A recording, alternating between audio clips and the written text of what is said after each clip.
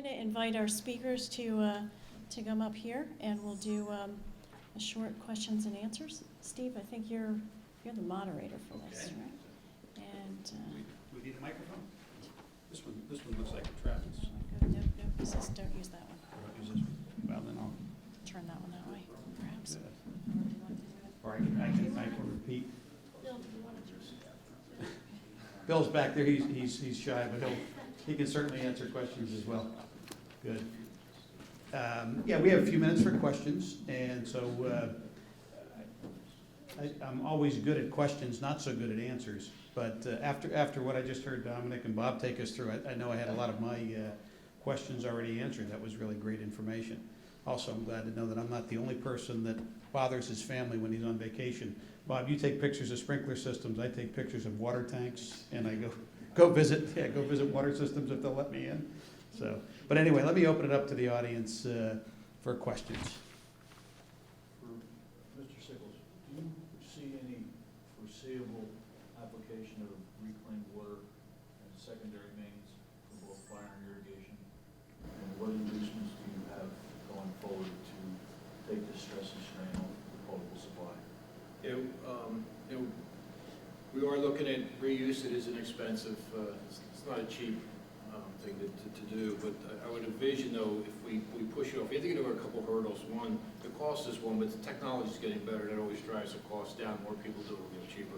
Public perception is another thing that we're going to have to really overcome in New Jersey. While you have almost direct reuse in some states, in this state it's a real hard thing to overcome for reuse. What I would see happening first though is like gray water in hotels, things like that, where you might be able to save a lot of water in some of our coastal aquifers, and then get people used to it. We have golf courses that use it now.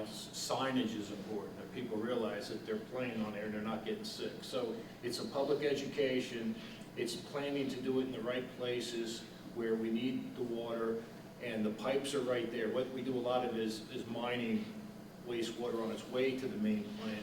Try to find those places where that makes sense, and then we can encourage that. What about the recharge of AR wells using this reclaimed water? I know it's Okay, ASRs, aquifer storage and recovery wells. We do encourage that in the right environment.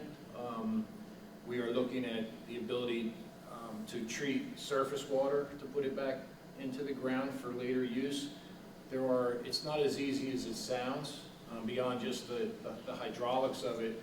But as you introduce surface water to groundwater, there are chemical reactions that occur. And there are also some unregulated materials in surface waters that we don't see in groundwater, so we're concerned about what we may do. We don't want to pollute the groundwater. But in the right places, ASR is certainly one of our water supply options. And I think it's definitely going to be implemented, again, in the right place at the right time.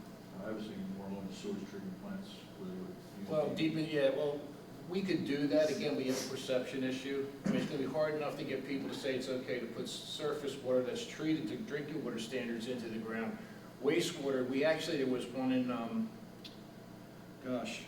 believe it was Burlington or Gloucester County, where they had come up with a study that I thought they did an excellent job. It turned out that it just didn't meet the economics, but where they had treated wastewater to an incredibly high level, put it down into a confined aquifer in critical area 2, and then be able to use that. The problem is that when you start to model where the water was put in, where it could be used, it didn't line up. So yeah, the options are there. That's a tougher one though. As soon as you say wastewater, the public perception is such that it requires a lot more treatment. But right now, if we can get surface water treated and get that into ASR, show people it works without polluting the groundwater, we can take these steps. Well, you pointed out the point before about people who are well and septic. They're effectively recycling their own.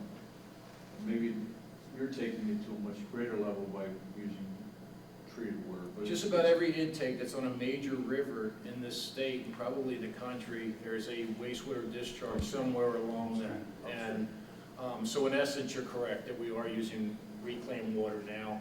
I won't get into which basin in the state, but in some parts of the year, most of the flow in that river is treated wastewater.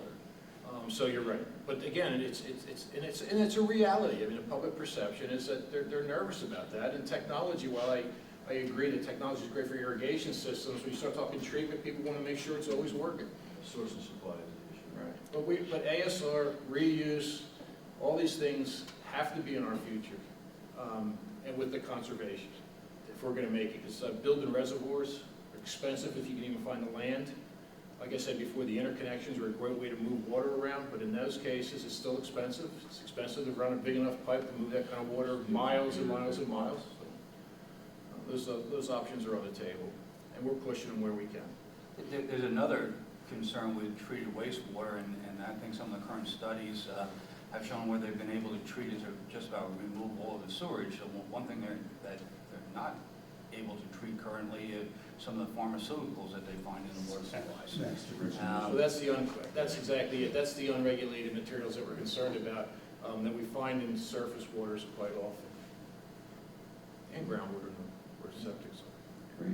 We have time. Next question. I have a question maybe for Bob or Fred. Anybody ever think about controlled metering for residential and commercial irrigation systems, like they have on golf courses, where you're only limited to use so much per month or per season? It would limit the cost to the homeowners, it would regulate how much they can use, and once you're at that limit, that meter shuts off for the month. That's been done. Anybody ever The think city of that? towns, I'm get the wrong town, but they already have like dual meters for irrigation and There's drinking. dual meters, but regulated meters that only allow so much usage per month, and the homeowner can regulate when they want to use it, and that's it. You're done, just like a golf course. Then you know how much you're using. Bob, the technology exists, and Technology's there. we operate a water system in Monterey, California, which you talk about water scarcity, that's like a Las Vegas and so forth. And we've had to go to that level of management where the homeowner or the commercial entity has a budget. They have a water budget, Right. and when they approach that budget, if they exceed that budget, number one, there's some financial penalties, but they can also outfit an automatic meter that shuts it off. We would need the authority. I mean, it sounds like a great idea, but I'd have to look at whether or not I need the authority to be able to do that. I don't see real clear authority to do it right now, but I mean, that's actually a great idea, something to look at. Good. Any other questions? Well, let me follow up on Matt's question. In agriculture, like Georgia, everybody needs to have a water meter, and they only can use so much per growing season. New Jersey, you're not allowed, you don't need to monitor your supply. We have a general calculation. But in the future, I think as you ratchet up the regulations, we're going to need to do that. There's going to be even more draconian possibilities, because out in the West, they have water wars going on. I mean, we got it pretty good here. And if we can avoid those regulations by doing some prudent irrigation, conservation, and many other options, I think we won't have to go to mandatory rules and regulations or higher prices so quickly.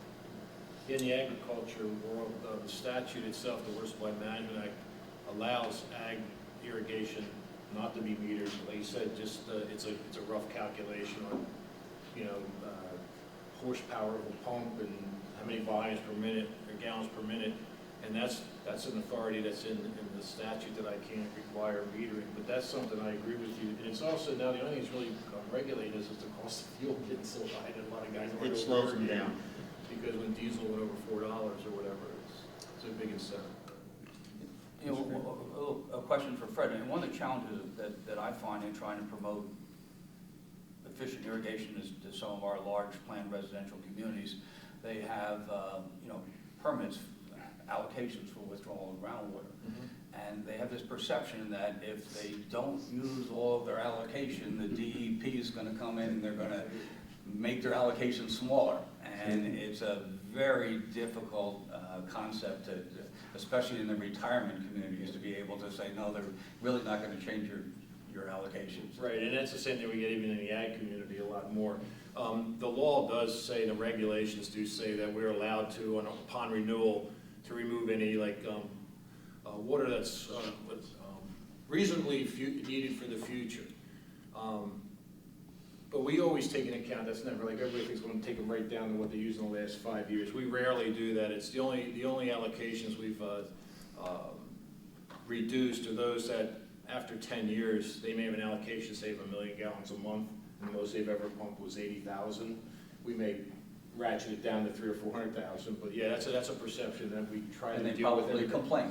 They complain, but the trouble is, what we try to explain, especially in the ag community, is that when one person has too much water allocated they can't use, when we do our regional models, the big number goes into the computer model. And then that says there's not enough water for everyone. So, when we're looking at the ag industry in particular, how do you share that water amongst ag users? Then we do get some acceptance that maybe that guy down the road is, allocated 10 times more than he'll ever use. And sometimes it's that great. So yeah, we're working on that. We try to deal with that one at a time. The big problem we have is when people are connected for their potable water and they want to come in and put their own well in for irrigation, that gets to be a challenge because, while it's usually, from a groundwater standpoint, having a bunch of small wells spread over, you may not have as much impact. They do have an impact. And people get those wells and you may need 50,000 gallons a day because I don't regulate to 100, they pump 100. So we're working with those in local towns. Some towns are getting very aggressive with what they call non-essential water use out of wells. I know the town I live in, Hobo, Mercer County, they're very stringent. If you put a new well in, just irrigation, if there's potable wells around you, they're pretty stringent. So more and more locals are getting involved in that. But you're right, it's something we deal with every day. Everybody complains every time I bring it up. So thanks. Okay. Good. Question? How are those allocations determined? I have a golf background, and we know back in the 80s when these things everything was cut down by 40%, I believe. Yeah, during a drought. And those, the people that conserved water at the time were actually penalized a lot more than the people that were overwatering, put it that way, to say the least. Okay? And in the golf industry, I know the guys want to use their allocation because they are afraid to a certain degree that if and when it does ever get cut back, it's going to get cut back on your usage. And the other part of my question is, what determines the size of these allocations? Because in the golf industry, you can have an 18-hole golf course here, an 18-hole golf course here with 3 times the allocation. All right, why is that? And I mean, how is that determined? Does someone get paid to determine these things, or is it who has the deepest pockets? I mean, how does it work? Is it based on your irrigation system that you have? Acreage. Mr. Barrett, maybe you can help out on this a little bit, but this is a serious question. And a lot of my colleagues, Let me get back to the first part with the emergencies. That was a problem, and it continues to be a problem when there's a flat across-the-board cutback because it does impact those who are more efficient. Because a 40% of an efficient rate is a lot more of a problem than 40% of a rate that's wasted.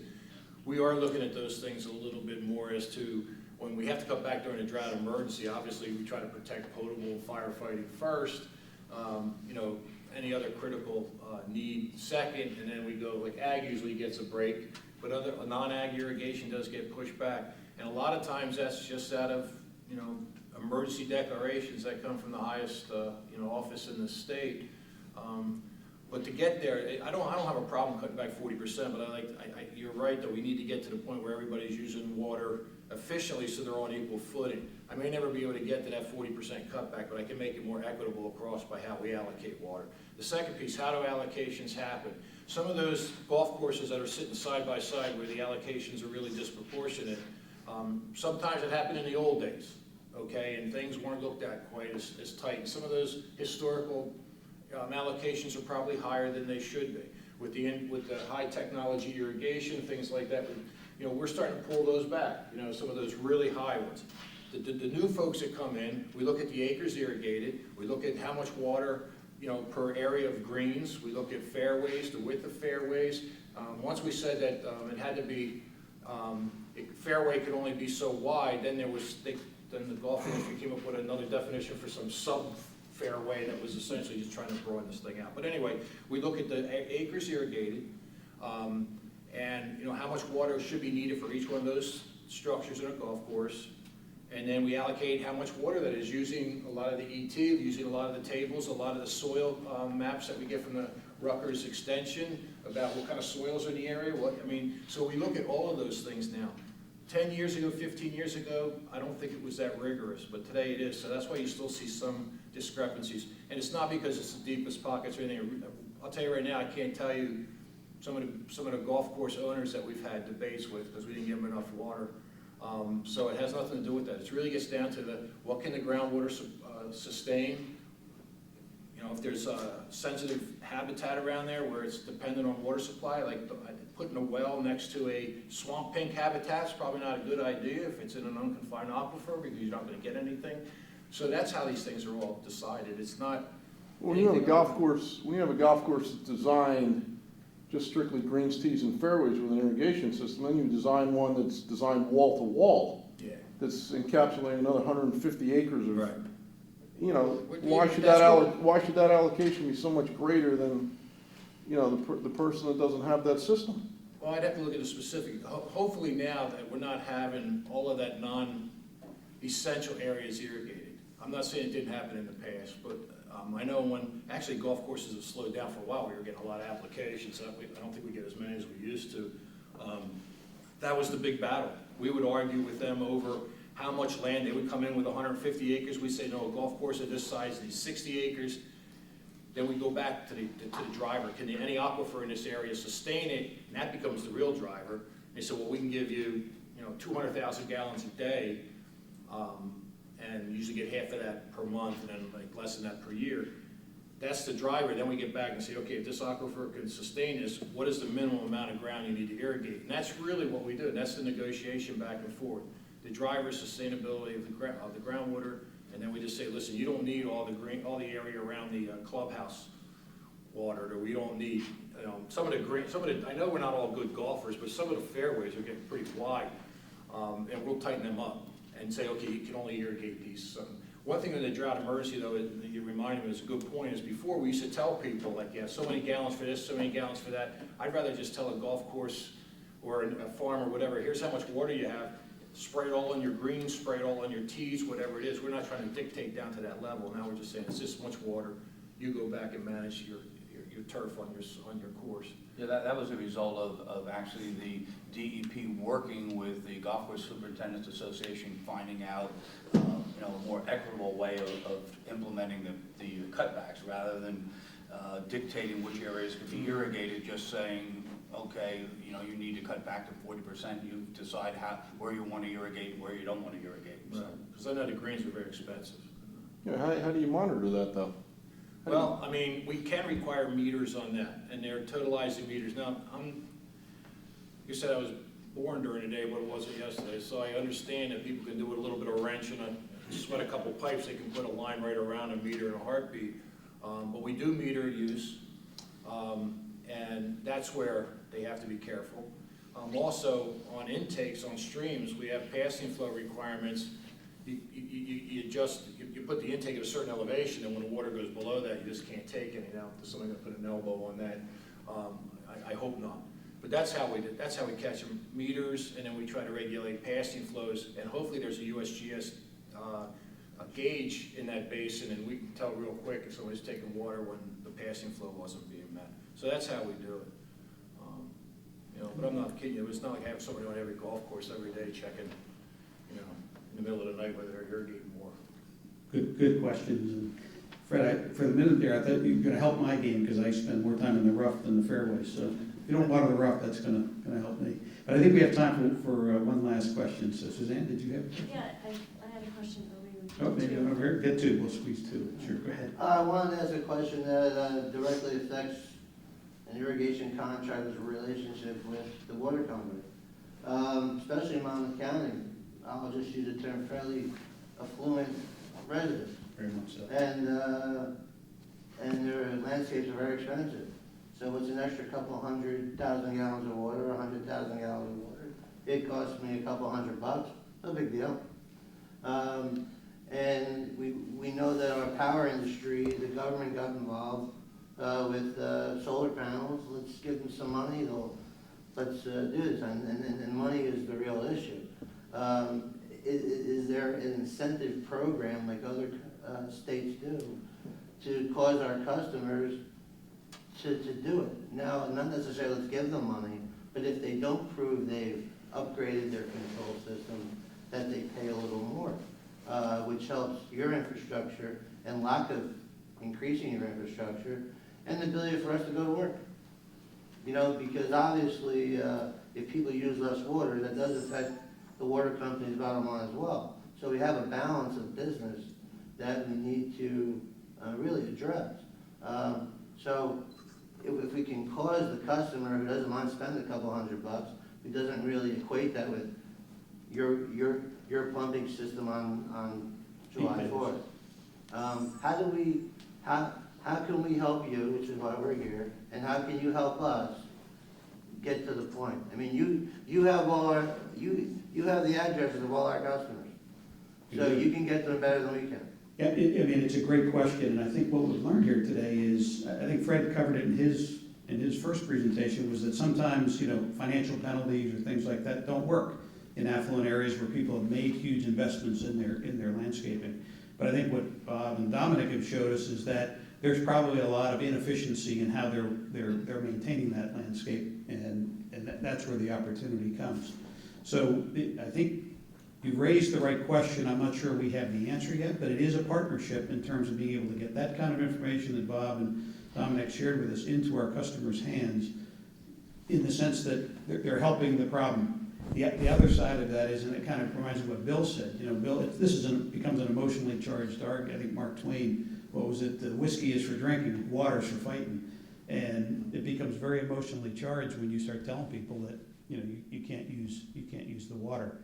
So it's about, I think, education, it's about awareness, and I think that's really, Well, it's not about telling them how to use it. That's right. It's telling them to use it More efficiently. more responsibly. Exactly, and they still can do it. Bob, go Steve, ahead. I'd like to, this is something that is pretty commonplace in many other areas of the country, and a number of years ago when smart technologies first came out, I actually met with some people from New Jersey American Water Company.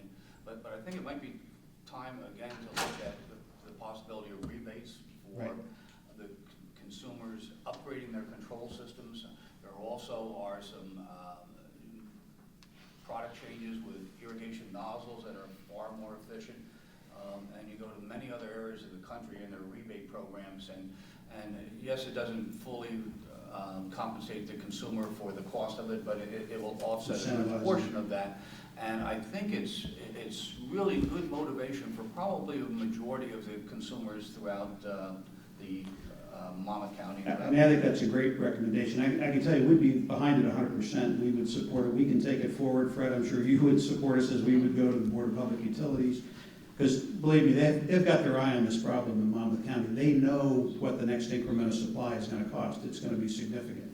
We want that increment of supply to be there to support growth and economic, not just so people can continue inefficient lawn irrigation practices. So if incentives can get people there, I think that's a great idea. Peter? I just sort of follow, there was a second part of the question, and Bob or Dom or any of you guys would love to know what we as a water company can do to help you reach out to customers to get the word out, particularly as we start to go into the summer around, watering every other day, et cetera. I mean, rebates, et cetera, those are all great, and those are things we have to work on, I think, on a longer term, through the regulatory processes, et cetera. But what can we do to help you get the word out? Well, one of the tools that you have is that you send water bills out to, so envelope stuffer in there. Several things, promoting smart technology. If you're going to promote that, what you really want to do is you also want to promote the professional irrigation contractor.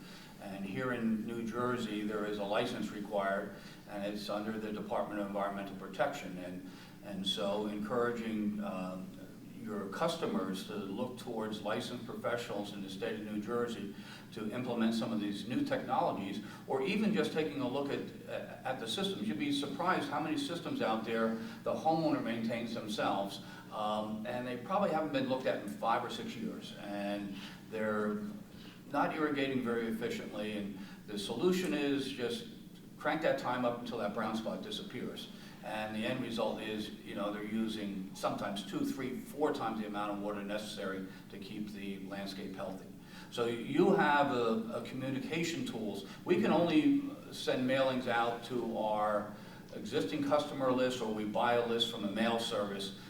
You know all of the consumers that are connected to your water supply system. So I think there's ample opportunity and ample time to look at doing that this year.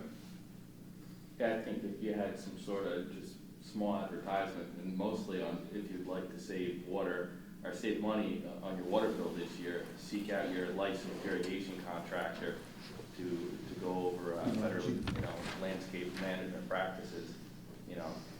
Usually for the consumer, what they're looking at is saving money. If they can save money, that's probably going to drive their decision. And I would emphasize too, like you said, you've got addressing all your customers, and all your customers is a much larger base than people that operate irrigation systems. A lot of people who don't have irrigation systems are still going to their garden center, buying plants, and watering their heads off at the wrong time for the wrong reasons. So you have the vehicle. We have a message. You have a vehicle, and that's how it can come together. People need to know about all those little things, and scare tactics work in marketing. They work in this too. Don't say your plants might do a little bit better. Say your plants will die if you overwater. Make it sound a little more dire. People take notice.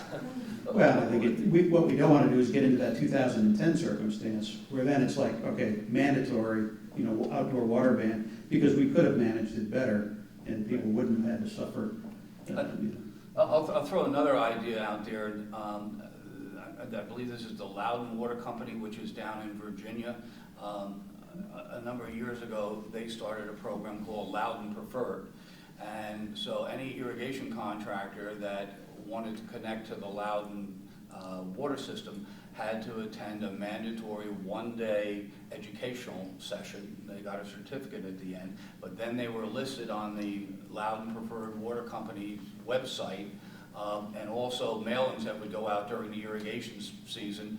The customers of Loudoun Water Company were encouraged to have these trained professionals. So it's another way of trying to make sure that the people that are connecting the irrigation systems to your water supply are properly trained. Great idea. Okay, Suzanne, I think, did you have a question? Actually, that was Peter's. Oh, that was Peter's question. Okay, great.